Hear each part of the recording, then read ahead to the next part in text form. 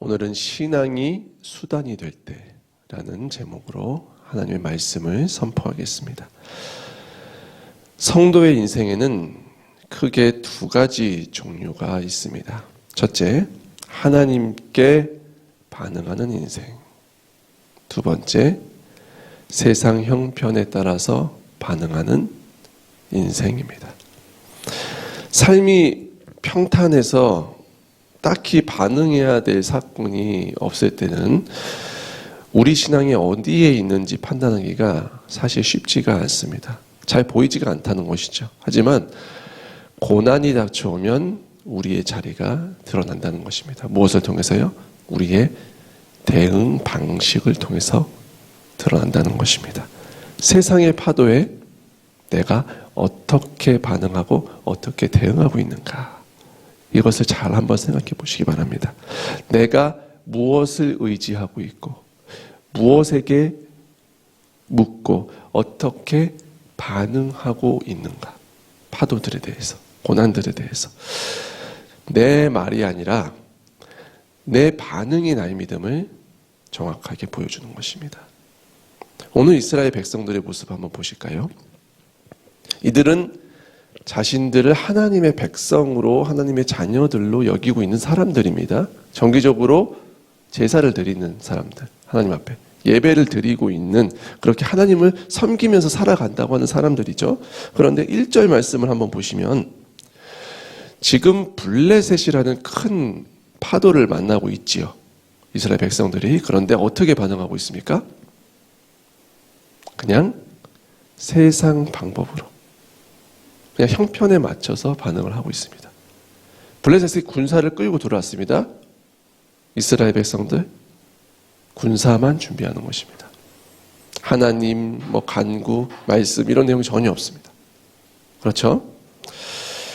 하나님의 사랑이 어떻게 대응해야 되는지 머리로 몰랐을까요? 잘 알고 있었을 것입니다. 잘 알고 있었습니다. 예배를 수없이 드렸는데요, 위기 앞에 그들의 대응이 그들의 신앙의 위치를, 자리를 보여준 것입니다. 세상의 힘으로 지금 블레셋에 밀고 들어왔습니다. 이스라엘 백성들 세상의 힘으로 동일하게 반응을 합니다. 결과는 어떻게 됐죠? 세상의 힘의 법칙에 따라서 결과가 이루어지는 것입니다. 당연히 이스라엘이 패배를 하게 된 것이죠. 당연히 집니다. 전술로나 무기로나 전력으로나 그 무엇으로나 이스라엘은 블레셋의 상대가 안 됩니다. 블레셋은 타고난 전투 민족이었습니다. 세상으로는 집니다. 무조건 블레셋에 집니다. 오합지졸 같은 사람들이 이스라엘 백성들이었어요. 4,000명이 지금 죽었다고 말씀에는 기록을 하는데 제가 볼 때는 전멸하지 않은 게 다행입니다. 어쨌든 그렇게 세상의 힘으로, 그냥 세상 방식으로 대응한 이스라엘 백성들, 쓰라린 패배를 맛보고 돌아오게 되죠.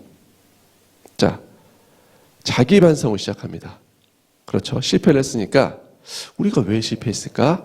자기 반성을 시작하는 것입니다. 3절을 보시면은 이스라엘 장로들이 이렇게 지금 질문하고 있습니다. 빨간색 친 부분을 보시면 어떻게 질문하죠?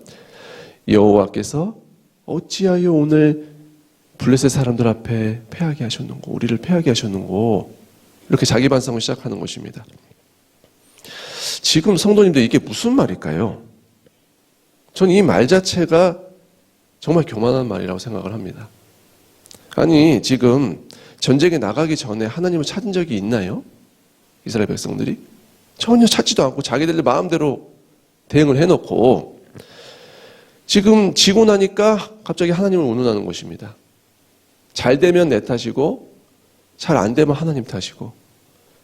이 웃기는 일 아닙니까?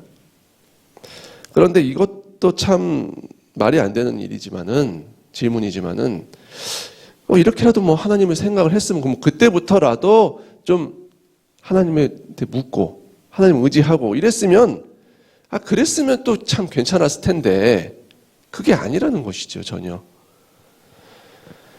지금 이 질문의 답을 하나님께 얻고 있습니까?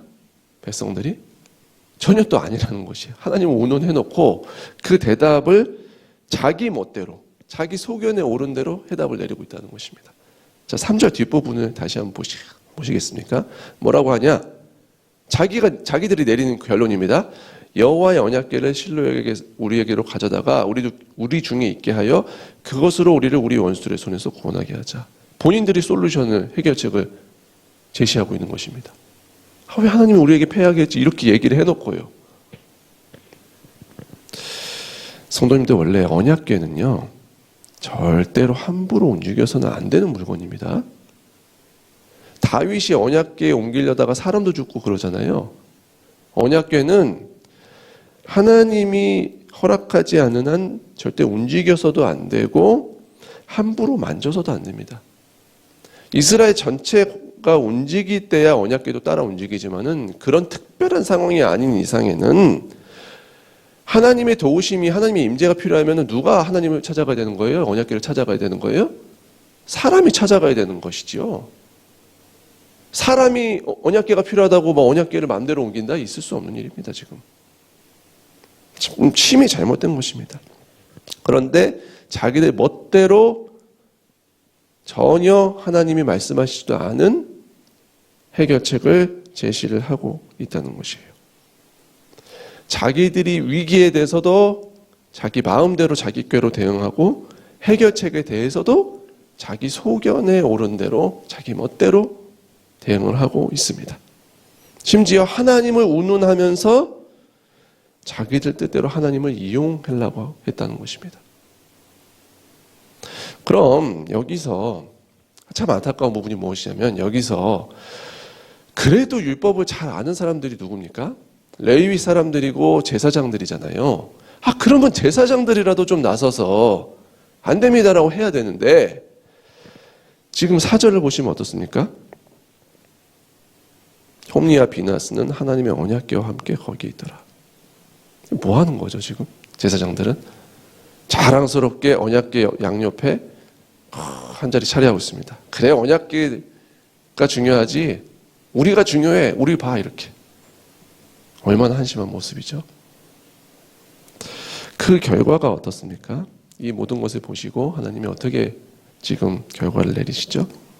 이전보다 더욱 처참하게 패배하고 엘리의 집안 전체가 비참한 최후를 맞이하고 있습니다. 하나님조차 자신의 목적을 위한 도구로 자기 마음대로 사용하려고 했던 사람들의, 성도들의 비참한 말로를 보여주고 있다는 것이죠. 사랑하는 성도님들, 이들의 모습 속에 혹시 우리의 모습은 없는지 돌아보았으면 좋겠습니다. 하나님의 자녀라고 많은 예배를 드리고 하나님을 섬기면서 살아간다고 그렇게 우리가 고백을 하는데, 고난을 만날 때, 세상의 파도들을 만날 때 우리의 대응 방식이 어떻습니까? 자기 꾀로만 상대하려는 건 아닙니까? 세상의 방식대로 우리에게 고난을 줄 때 우리는 세상 방법, 내가 가진 상황, 내가 가진 형편으로만 대응을 하려고 하는 것은 아닙니까? 그 속에 하나님이 있습니까? 기도가 있습니까? 말씀이 있습니까? 하나님 냄새가 납니까? 이걸 보자는 것입니다. 대응 방식이 어떻습니까? 오늘 백성들의 모습을 보면서 우리가 반면교사를 삼자는 것입니다. 우리는 그러지 말자는 것입니다. 내 뜻대로 마옵시고 주 뜻대로 하옵소서. 내가 이렇게 준비하고 내가 이렇게 대응하지만 주님께서 이끌어 주시옵소서. 이런 신앙 고백이 있기를 원합니다. 그럼 주님이 찾아가시고 다스리시고 이끄십니다. 근데 그게 없다는 것이죠. 그게 없으면 우리가 대응한 방식 그대로 결과는 나옵니다. 거기서 하나님을 운운할 게 없습니다. 왜냐하면 하나님을 우리가 찾은 적이 없다면 그렇다는 것입니다.